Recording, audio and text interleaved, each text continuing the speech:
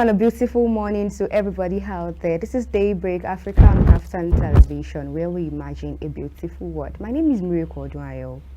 And my name is Ikhonede Joshua Odeji. Welcome once again to Daybreak Africa from our studio in Ondo State. Good morning. Good morning. Good morning, actually. It's a good morning. Yeah, it should be a good morning. A new week. Because a new week.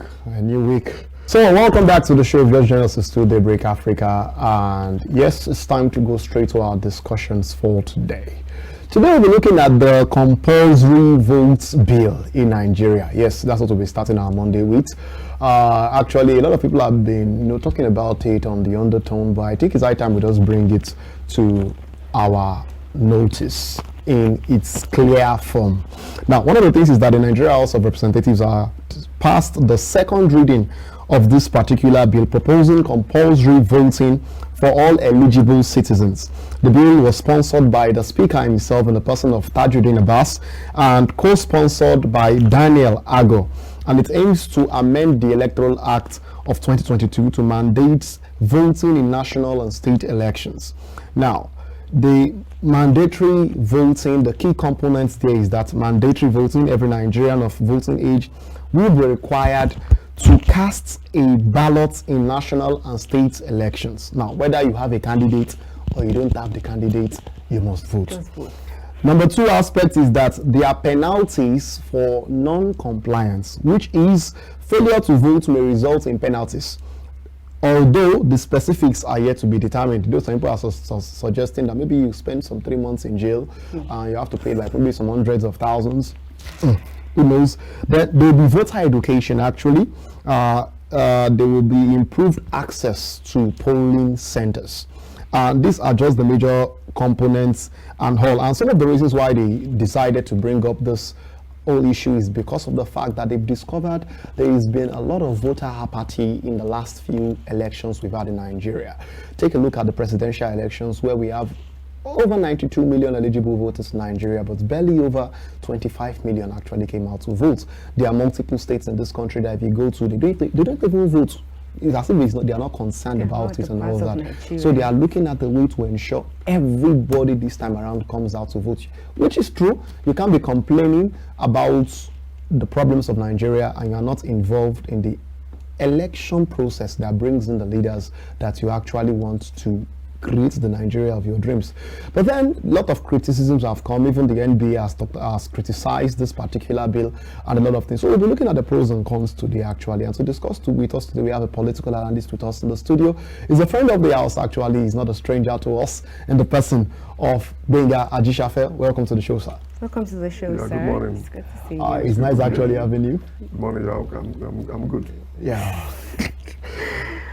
So we're having something like this. I remember the last time you were here, it was based on the local government elections actually in Ondo State. And I remember one of the quotes you made was that, why won't you vote? You have to vote.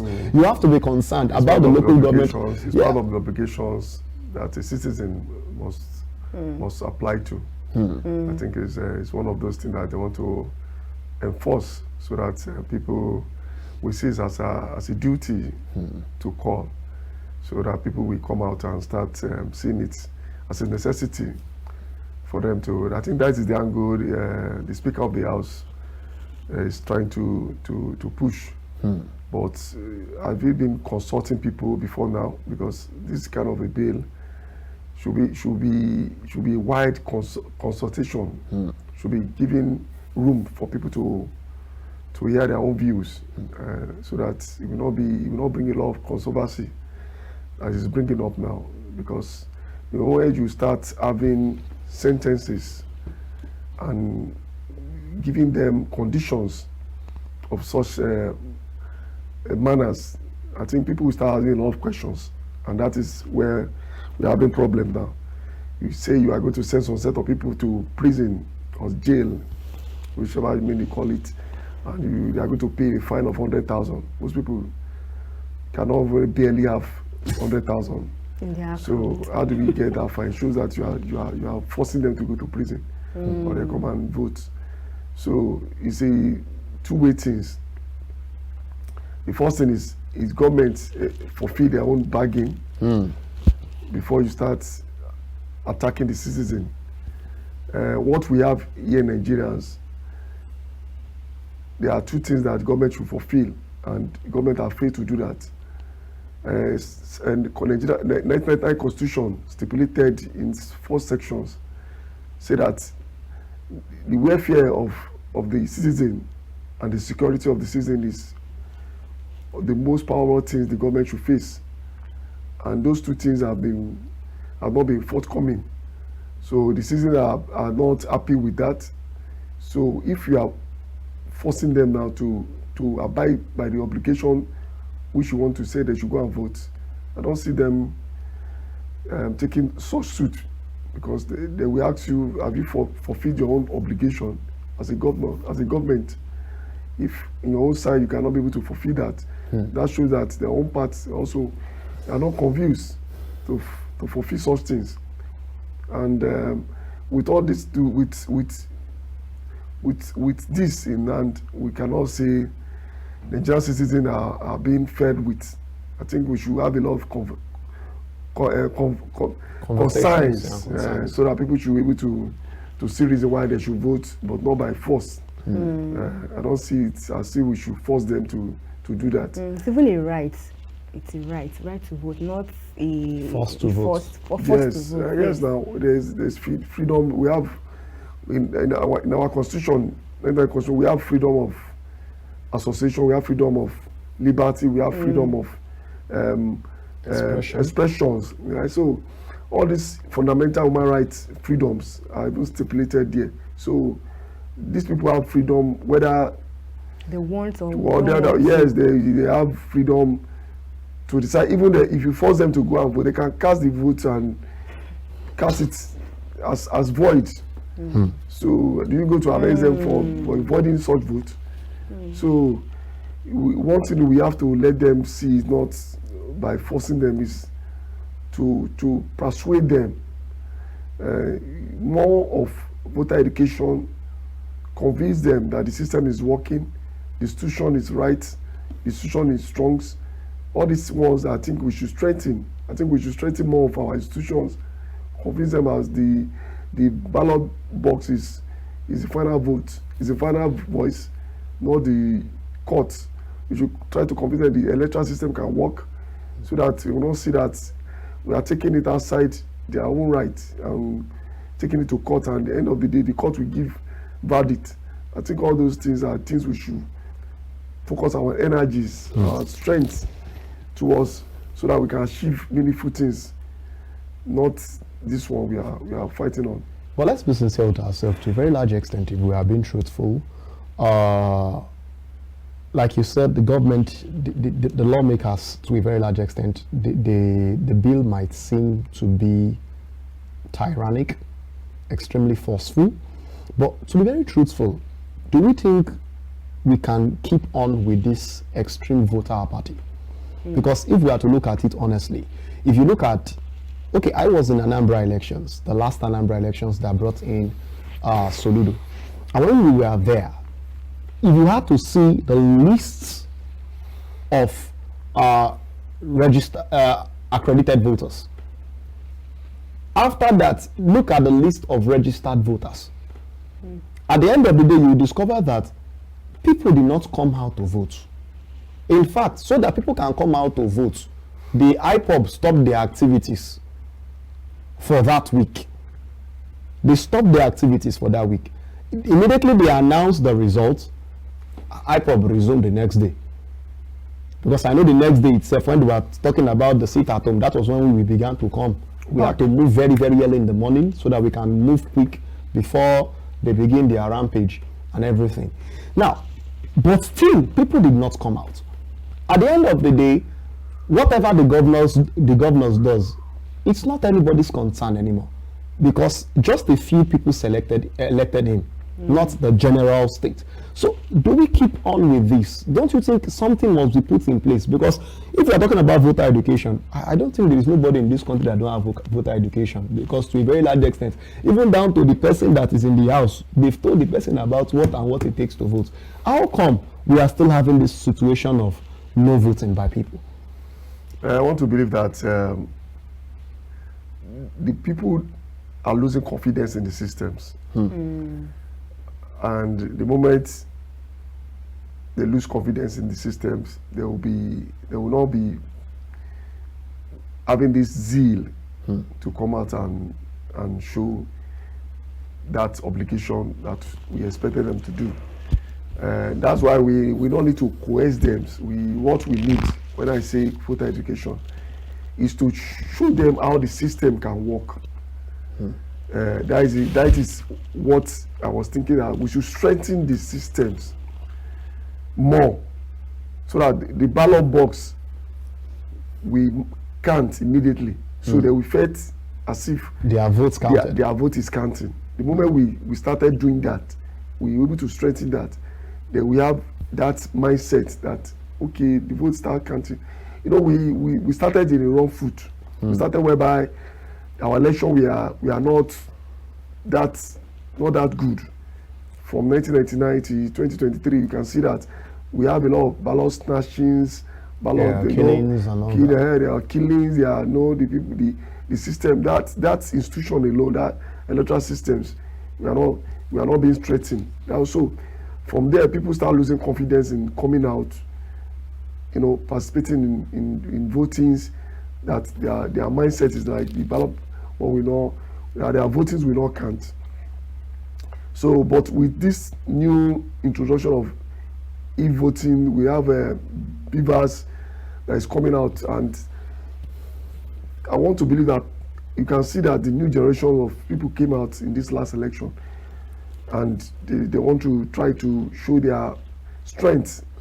So, and those generations are the Jay-Z set of generations that came out, you know, through the social media. They have been clamoring for a change, and that is more of public awareness. But the trust, that trust, that connection must be there. The moment we're able to have that connection, this set of people will also join the force that can pull out the vote. I think the moment they have that confidence that, okay, if we are going there, we are going to, our vote we can't, they will give us the accurate results. There will not be going to be any hanky-panky in any place. People will come out to vote their candidate. I think we should strengthen the institutions very well, so that people will be convinced that the institution is working, than forcing them or coerce them to. Because among the countries in the world, we have about 22 countries that is putting us going towards that line. And if we have about 190 something countries in the world and we have 22, it shows that they are just minute out of those people that is practicing democratic system of government. That is perfect, a bit perfect. A bit perfect. Mostly perfect. So we should follow those suits, how those countries that have been there already. So how did they get to this level? And how did their people have confidence, trust in these systems? I think that's the system we should work on. But then it's really very difficult, because I have one issue. So when people collect this, you talked about the fact that now we have e-voting in the 2023 elections. Many of these new generations came out, the Gen Zs especially. Especially those that belongs to a particular sect. Yeah, I was a bit impressed about their turnout in some states, not in every state actually. But then, to a very large extent, I discovered that many of them had their voters card, but did not come out that day. They just use their voters card for, let's say, registration. Okay, I will just register for this, for that, so that when I get to the bank and I need to do one or two things, at least I have this one to do. They didn't come out to vote. Normally, before now, we have such things is coming out now, because because your voter's card is part of your national ID card. It's part of your identity. A means of identification. So there's no how you go to banks, you want to do any transaction with the banks. They will ask you of a valid ID card. So it could be national ID card, it could be NIN, it could be voters card. So it's part of those criteria people are using it for. But having said that, when we talk about voter educations, we intend to tell people what they expected to gain and what they are losing if they are not doing this.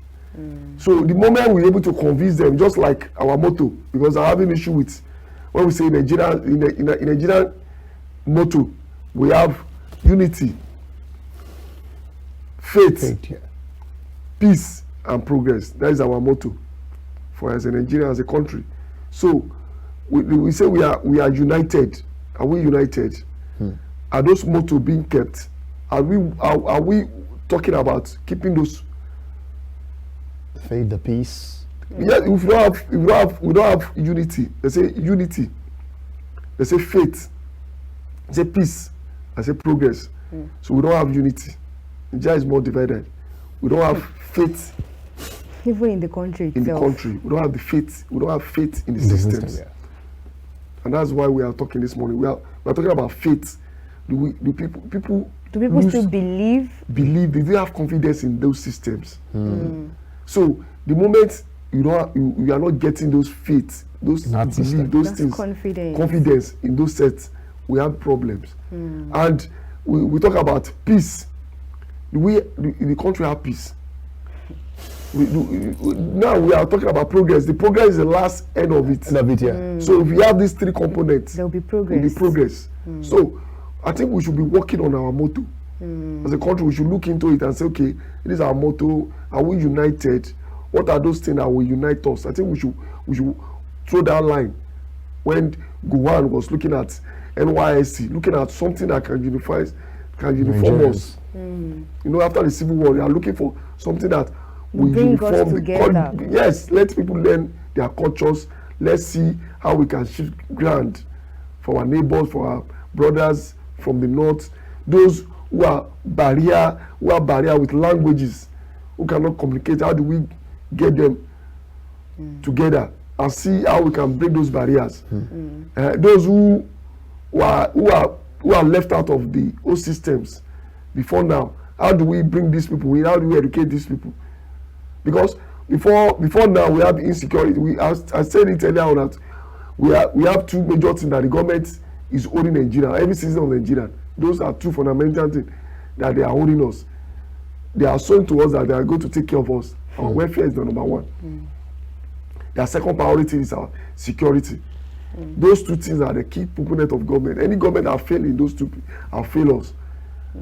So if our government is seeing those two things and taking responsibility of taking sure that our welfare is being taken care of, our security is the first priority online in their job, I think these things we are talking about, people will be willing to come and vote because the systems will be showing that they have trust. Yeah. I will say in our motto, we say unity, faith. So they will have faith in that systems. The other time, before we go for a short break, the other time you mentioned confidence. You mentioned our security agencies. And from my own perspective, I feel like the reason people are not coming out to vote might be because the security agency are not doing so well when it comes to voting stand on voting days. Like, I feel like if people are very sure that even if I go out, my safety is sure, I will go back and come back safely, maybe they might still try to come out. Because you've heard some people that will be like, they can't go out because they know that anything can happen. They might be stray bullet, they might be whatever. And because of that, they'll just stay indoors. So I feel like, from my perspective, I feel like if the security agencies actually work so well during those periods, and they are assuring us that our safety is sure, is 100%, that might actually motivate people to come out. So what's your take on that? Yes, it's part of what it's part of the institutions that should be strengthened. These electorals they want to talk about. We talk about those mechanisms that work towards success of elections. The key component is INEC, the umpire himself. The systems. Now, the second component is the security aspect of it. Are we having enough security manpower to secure every police unit? And the people are safe. Are we safe? Before now, when we say people are not coming out, like what you give an example, you talk about in Anambra, the last governorship election that brought Suludu in powers. Now, there's a lot of insecurity before their elections. People are afraid already. So you cannot expect 100% of people to come out believing that, okay, because iPod, I say we are not coming out for 1 week, so people will go out and vote. So people will still have that fear that, no, I don't think it's still safe. I may go now. Some set of people just fire stray bullets, shoot guns, and my life will not be safe. So it's better I stay back home, and that's why it's part of what we should strengthen. We should strengthen more of our security. More of those institutions are part of what if people have confidence that they are safe, if they are going out there, they are safe, they can bring their children, they can play, and on the election day, they can even gist with their friends. They will come out believing that everything is calm, everything is okay. But the moment we have this insecurity, pocket of violence in some areas before the election, like what we're having today, we're having insecurity in some places are bandits. So you expect people who want to come out, and even before elections, they started killing them already. So how do you expect such people to come out again? So these are part of areas the government should work on, provide enough security so that people can move freely without no fear or anything that want to fear them to go to sit at home. But now, if I may understand it very well, you said the fault of even going out to vote first is not from the government, it's not from the people's side. It's majorly from the government side and the kind of system we run and all those kind of things. And like you rightly said, let's work on our motto: unity, faith, peace, progress. Now, here is the thing. Now, we've addressed the place of unity in the first instance. Let's take 2023 elections, for example. Do you think the government are the cause of the insecurity of the political class? Because now I know the political class sometimes majorly are the ones that makes up the government at the end of the day. But if we look at it holistically, we had an election where it was majorly by ethnicity. If we are being truthful with ourselves, it got to a point even after the elections till today as we speak, we are extremely divided. Any small statement, they already make tribal issues out of it. Now, with this kind of thing we are running already within our system, how do you think the place of this unity can be addressed first if we ever want to start the voter education? Because we're having a system now that the Southeasterner is always thinking of maybe the Southeasterner should be the president. The Southwest is always talking about our local. The North have this high mentality of the fact that they have to just be there, anything but them. To a very large extent, if we look at the biggest problem that this government is having is from the North, actually. In the same vein, when it was President Muhammad Buhari's turn, it was from the South. Now, how do we curb this issue of disunity to a point that Nigerians can become unified enough before we now begin to give them the message of politics? Or do you think we should restructure the way we elect our leaders at the top so that it's going to be very representative of everybody across zones? How do we run it? Yes, thank you very much. I want to say this, that we have a multi-cultural, cultures are multi-language. Yeah, multilingual country, multicultures, and all that. Yeah, that is the country we have find ourselves. Now, how do we bring everybody to the tables? So what we do is go back to how we started, go back to histories and see how we can manage our region. Our local people should manage our region with our local idea. Why the South should manage their own region with whatever they have.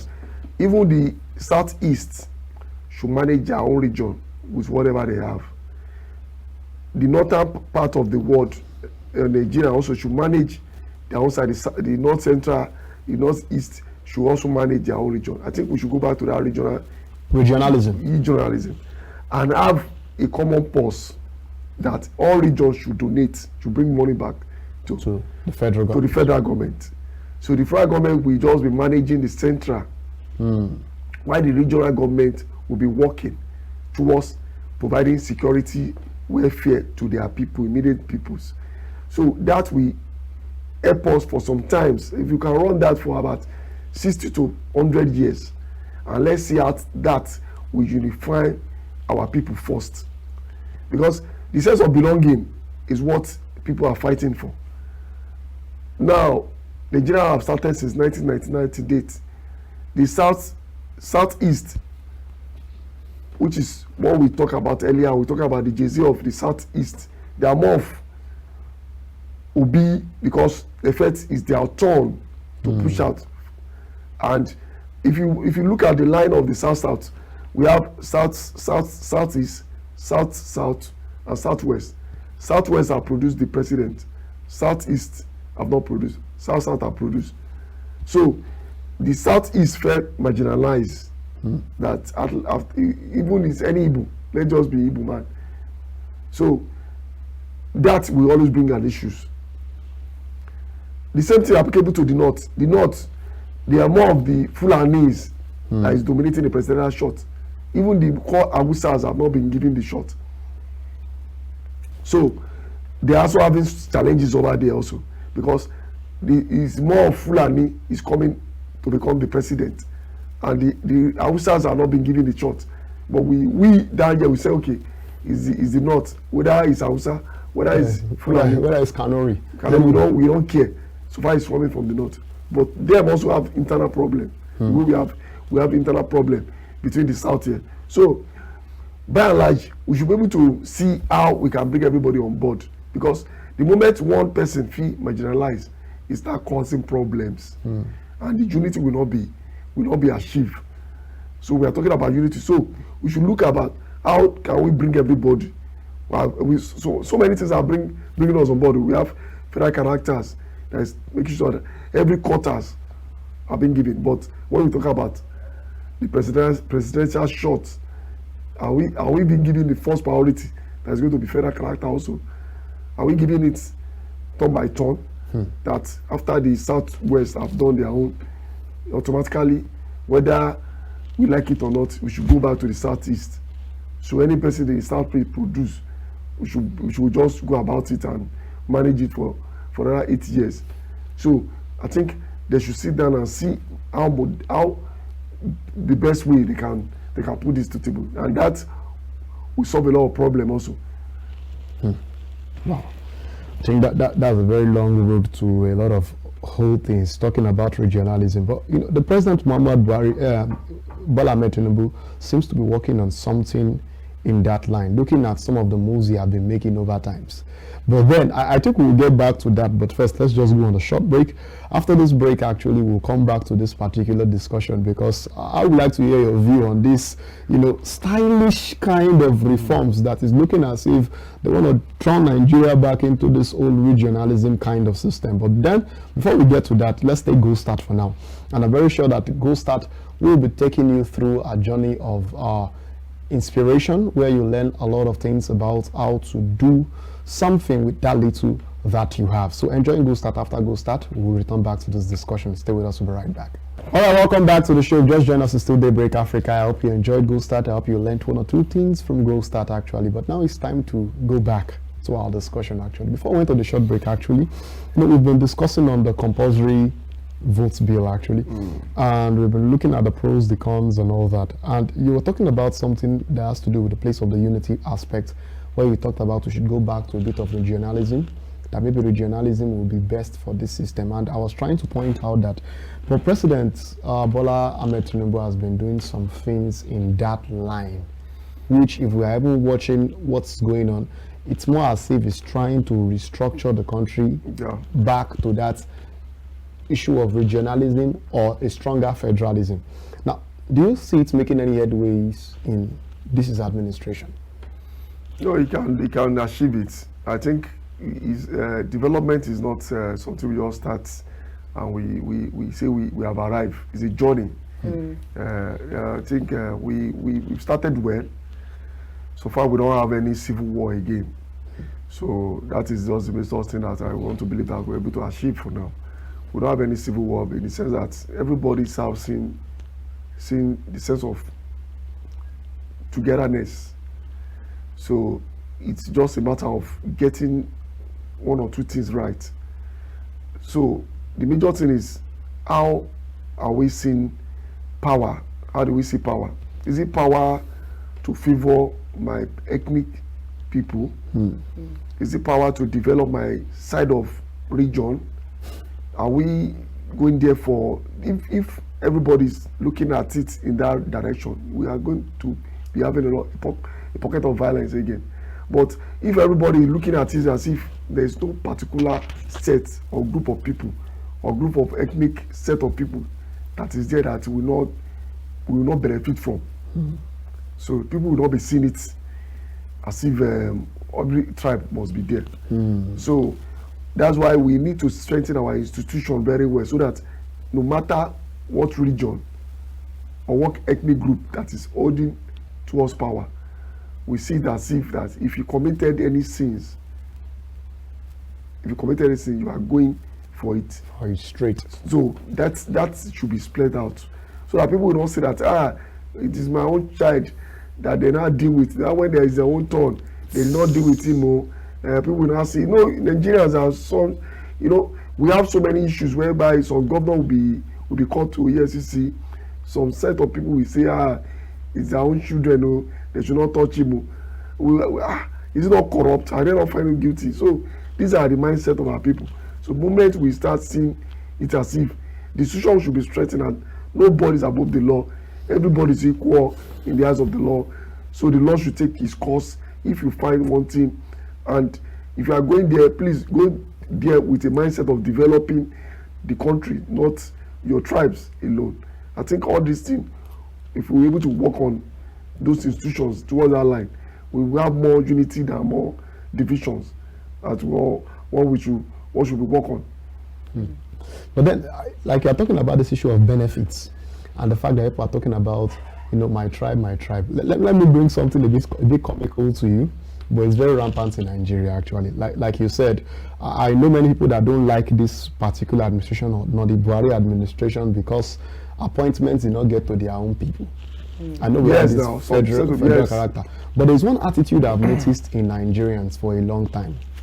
This attitude of, even in football matches, is always happening. We could be playing a bad game, like we are playing a very bad football game, and we know we deserve to lose. But rather than place the blame on our players, we will place the blame on the referee and say it's Ojoro. They don't want us to win or qualify. So even though sometimes when we play a good game, it sometimes happens that same way. Yes. But I feel it's sports. In the same way, it's in democracy. Your candidate does not have to be the winner. And many Nigerians take that thing to mind. At the end of the day, they feel they don't want him, that will not come out again because they did not vote my person. And this goes so deep into this ethnical bias, even down to how appointments are made and all that. Do you think a time will ever come where, because I'm wondering which kind of education you want to use to take this kind of mentality out of Nigeria? It's not those ones are not, you don't need to educate them in that area. I think what we need to do is to give them a sense of belonging, that they are part of the systems, they are part of the Nigerian growth. Even when their person is not. It's not as if they are person, they are not talking about their person. They are talking about when you are making systems, you are making policies. Your policy attracts them to come in. That is the angle we should be looking at. We are not looking at it as if I want us to look at it as if, because some set of people have taken time to say we are not benefiting anything from Nigeria. Some ethnic group, as a matter of fact, have zeroed their mind from Nigerian state, that they are not benefiting from the Nigerian largesse because of this ideology that the policy of Nigerians is not taking into consideration of their people. So our policy should towards what their interest is. I think that is the government of today should work in. What is their interest? Their interest is their business. How are we making sure that the policy of today is making sure that business is thriving? I say two things that the government should be able to fulfill. The first thing is welfareism of our people, very important. The second thing is security. If these two things are being taken care of, people will not even mind what is going on in the systems. They'll be conscious of their business, so far their security and their welfare of their properties and lives are being taken care of. They are okay with it. They are okay with what is happening. So those are the two things the government should work on, so that if people have faith in the system, they have faith in the government, you will not even tell them to go and vote. They will vote. They will be the one to canvass for people to come out because they believe in the system. And the system will work. It's just like somebody who's going to church. Before you go to church and they tell you that you have a covenant with your father, which is your heavenly father, which is that religion. You say, okay, what is it? He say you have a covenant that if you keep to this commandment of mine, this is what you will gain. It's a 50-50. So a person that go there and say, okay, I'm going for spiritual connection with the heavenly father, is having that connection mind that he have given him conditions that, look, you want to come to me, this is my condition, you have to take towards my commandment. And if you are giving this commandment and you abide with it, I promise you this. It's automatic. That's why we say it's a covenant thing. So the same obligation applies to the system of government. You have to keep to your own bargain. Okay. The government must sit right and still keep to my bargain. We are talking about our motto. Are they working on those motto? The people are we having a unity country? If we have, are they working on making sure that we have a stronger united Nigerians? And if we are working on it, the people have faith in that unity. If you are sharing posts, you should share juicy posts to a particular set of people. He said there's a juicy ministry, and you give some set of people with juicy ministry, and you give, so people will still feel angry. So you should be able to come to the table and say, look, how do we do this thing, so that people will not see it as bias. So it's not as if the policy of the government should towards working, make sure that people have faith in that system, so that the system can work for everybody. All right. So speaking about the election coming up, and they are saying that there is going to be punishment for anyone that does not vote. So do you feel like that whole scenario, that whole plan can actually work here in Nigeria? I don't think it's going to work. Why did you say because we have so many people that their religion don't permit their wife to come out and vote. And I go to force them to go and so many things. What about people that are even under medical condition that those ones that can be taken, they say you have maybe the bill we come out with a medical report. That's why you know. Is there anybody that can afford a hospital? Yes, exactly. So everybody so that's why I say when you want to bring out a bill that will cause a lot of controversy like this, you need to check around, look at so many factors that we are happy some set of people not to come out, and those are areas that we should work on. We should work on those people that are less privileged. If you are telling somebody that cannot afford to go to hospital to go and take care of his bill, maybe he's taking apps at home, and you now feel that because he cannot show a proof that he is sick, that he should be arrested and jailed. You are not fair enough. So no, you are not fair enough. The system is not fair enough for such people, because those people don't have even money to go to the health centers and pay for bill. Are you saying health is free? You provide those are things that we should work on first. We should make sure that everybody have accessible to health care insurance, so that people will not come back and tell you that I'm sick, and we say, why don't you go and vote because I'm sick now? Say, why don't you go to health center? Say, because when I went there, they say I should pay, and I don't have money to pay. We have people like that. We should be able to consider when we want to have something that is going to be generalized law, that we take care of those things. So those are things that we should work on first before we start bringing out bill that we affect even everybody. The larger. Yes. All right. You mentioned that it will not work the other time. So what do you feel can be the right decision or the right way to go about it? Because many people are not willingly to come out to vote. We should not be we should be honest with ourselves. Many people are not willing to come out, and you mentioned that's because they don't have faith. So what do you think is the right way that can bring out people to vote? Because even if they make it online, not everybody has smartphone. Not everybody has access to internet. Online will be risky. Even online will be risky because there will be fraud. I think what the government the bill that should be talking about is now how any person that's been accredited on that election day, the name should be sent to the server. The names of everybody that's been accredited, they should send to the server.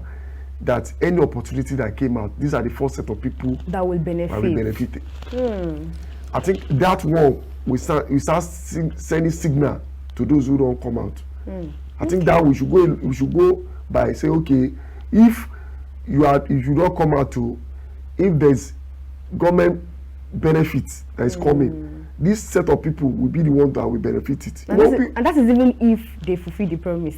If the government fulfill their own promise, it will encourage people. Nobody will tell me that why do you gain this? And say because why your name came out? Like I wanted to go and vote the last time, so that's why when the government is coming out with lots of benefits, a lot of benefit, maybe they want to share mosquito net. They now say, okay, these are a set of people that are due for this mosquito net too, so we give to them. And your neighbor did not buy. Say why now? Say they say you don't go and vote that day. So maybe people will start saying, okay, these people are taking note of us too. So maybe probably I should go out. I think we should work on that direction than telling people to go and feel fine. Those people don't have 100,000 to pay. Seriously. We are still looking for what to eat. We are still looking for what to eat. In fact, what to eat is even looking for us. The money to buy it itself is the problem. Sell it ourselves. We don't have 100,000. Let's just want to deliberately punish people. Punish people and send people, a lot of people to prison. So which we don't even have enough cell to accommodate those cells. Because you know now you say about 92 millions of people registered. So we have 25 million. Abi? Yeah. So if you have 25 million, it means that we are going to send about 50-something million to prison. Or less than that. It's going to be difficult. Extremely difficult. But then I was even looking at something because you talked about voter education, and to a very large extent, even the INEC, they all come out every day talking about voter education. They want to go there to educate. They want to go there to educate. But let me ask you a question today. If you see an average Nigerian today, now we all agree to the fact that the government has to fulfill their part of the bargain, which itself is unifying the country, ensuring people have faith within the country. One of it, to a very large extent, will be the database. Yes. Because the truth is, honestly, I won't lie to you, the government does not have proper database of everybody. Yes. Of everybody. We can't lie, we can't deny that fact. But then, what other means do you think will be most proper to ensure that, okay, if they are educating people, these are the message people will like to hear, that will make them come out in mass to vote? Yes, I want to tell you this, that the first thing is to get this strong database, as what you mentioned. We need to know every person living in Nigeria, citizen of Nigeria, if foreigners living in Nigeria. We need to have a central database. That is what we should work on first. So after that, we are going to be looking at how to make welfare for these people, this population of how many people have job, how many people who are handicapped, those people who are less privileged, how do we come to assist them? So from there, government will now see that those data will help them to grow to the extent of knowing how those people who are qualified to vote, you are 18 years, those who can vote. And this program they are giving out also will help in return, letting people to know that the government is serious. Because the moment you have a central database, and somebody can come to you and tell you that I'm a family of 5, I need loan to take care of my business. You have those base already. You don't need to tell you, okay, you are Mr. Susu, you have 3 children, with your wife. Okay, what is your occupation? Are able to see that you are still working on a farm. You need a social loan, like what they are giving out now. So these are areas that I know they want to put on censor. I think the censor should be able to be a more of taking everybody this time around, not as if just our censor should be a whole year. Not necessarily we have 2-3 months. Our censor should be, as we are coming, we take data of every household, so that we have enough room to take everybody in. Not we should just say censor for just 1 month and we say we have captured everybody. No, we should take time so that we have enough database, so that we can be able to expand what we need to plan for, and how we able to gain from these areas that we are working on. And the government also, they also have a very impact on that aspect too, on making it work. Because if the government are not putting out the instruction for the people that are in charge of the censor, it won't work out. And I also feel like you mentioned the other time that even as the family are coming in, there should be proper record. There should be proper record, right? Yes. So with that, you think it will be able to accommodate people during the election period, right? Yes, now you could be able to. One thing is, the sense of a thing is to know the people that live in a particular place. We want to, even though we say okay, country, but now we can figure out that we have total numbers of particular people in a particular local government. Yeah. So now those who are eligible to vote in that particular local government, what are we expecting? These are also part of the plan. I think it should be, when they want to plan all these things, it should be holistic planning. It should not be just maybe censor alone. It should be together with INEC. How would censor? Censor will capture age. Yes. We capture age, and that one is even 0-1 old. We capture it. That this is a child. This is a child and all that. And if censor is taking charge of that, after the censor, that's why I say whole thing. Record taking also. Child recording. The moment a mother give birth to a child, let it be put in the systems. Let there be proper recording of that child being given. Not this manual way of writing. They should also work with the INEC. We should work with INEC. We should work with the censor. What do we call them now? Censor body. Body should be able to have that also part of their systems. That any child that have been given birth to should be able to be part of the system they are recording. So it should not be just 1 year or 10 years a thing. So year we have so people who have died. So year we have so people who have come to earth, have been part of us. So these are areas we look. People should have death certificate. People should have birth certificates. Making sure that it's on the systems. It should not just be a manual thing. It's not a paper thing. It should be on system. That's quite true, actually, and I think I like that suggestion. It shouldn't just be a manual thing, a paper thing. It should be on the system itself and all that. But then let's look at it from this perspective as we gradually round off on this particular segment of the show. Now, with all these things you said and every aspect of it, we all know how Nigeria is and how our people can be and how the whole management system, the bodies, the everything looks like. We have got to a point to agree with the fact that that bill can't pass. That bill can't stay. And the government needs to do their part. We've already accepted the part of the government. The government have done all this. But then, if it gets to a point where after all this is said and done, Nigerians still don't turn out in mass for the next elections, what then will now be the step forward in advance?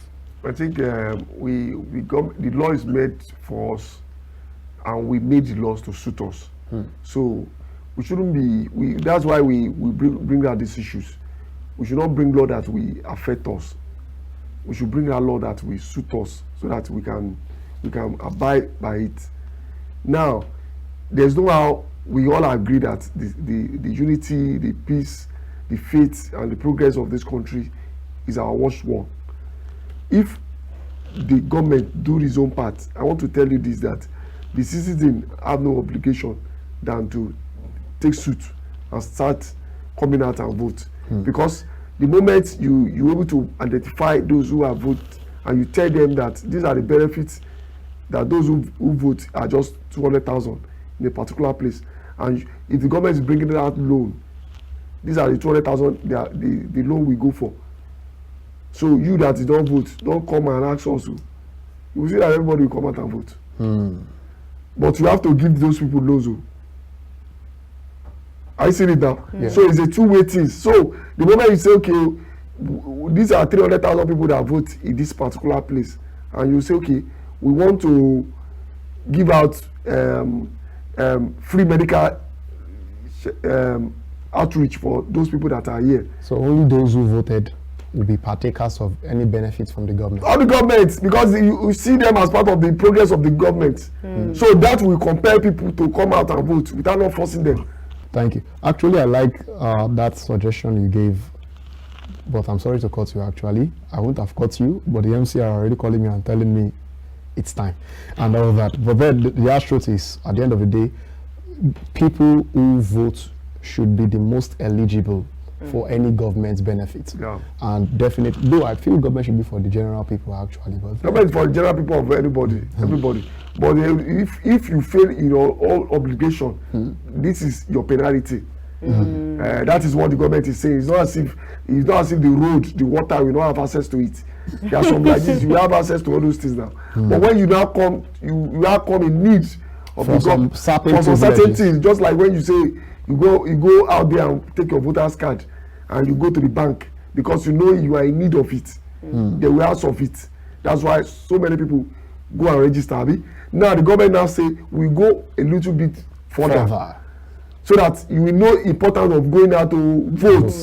So if you don't come for loan, so all those benefits, student loans especially, don't come for loan. So if you don't vote, you don't come for loan. These are attached to those benefits. We see that people will come out willingly to vote. But they should even say that if we did not vote, you won't be able to withdraw.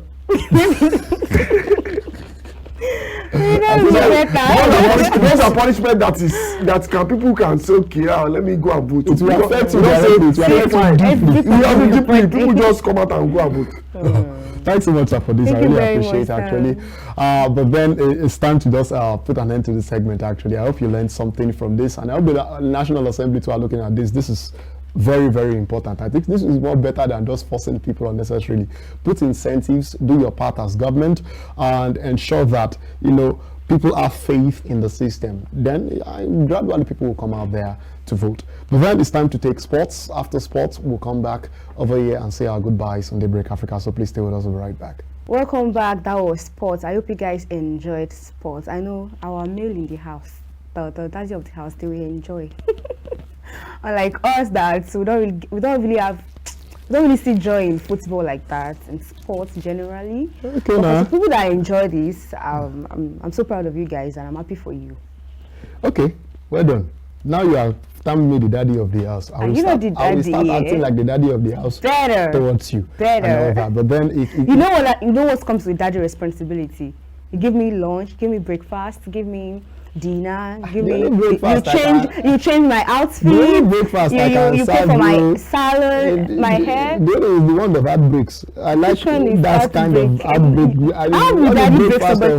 That does not break their daughter's hearts. You have not seen it before. Daddy breaking their daughter's heart. My daughter. Where was it listed? Where is the Ikhonede in your name? You can't have that. You can't. To be an Ikhonede, you must have passed through my wife, then my mother, then at least just come through that line and all that. Don't know. From the daddy's responsibility of daddy and all that. I can advise you. I'm very good with advice. Oh Jesus, I can advise you for. Thank you, Pastor. 4 hours straight. You'll be receiving good advice. No problem about that. But No way. Don't worry. God will send your zaddy to you. So Amen. Amen. I receive. Thank you very much. If the actual says, if you don't like sports, it's your problem. Zaddy could like sports. But then you have to learn it. Sometimes in this life, you need to upgrade. You need to learn new things. Like he was talking about in our discussion today, he was saying that we need to learn a lot of things. We need to put incentives. We need to put a lot of effort into ensuring people come out to vote. Than just forcing them. That's one of the things dads do. Yes. Sometimes force is good, but putting incentives to instructions are very perfect actually. Like tell your children one day, lay your bed and I'll give you an extra money to school. They will lay it happily. So they know you do something to get something. So they understand. I was actually watching a couple on social media of recent.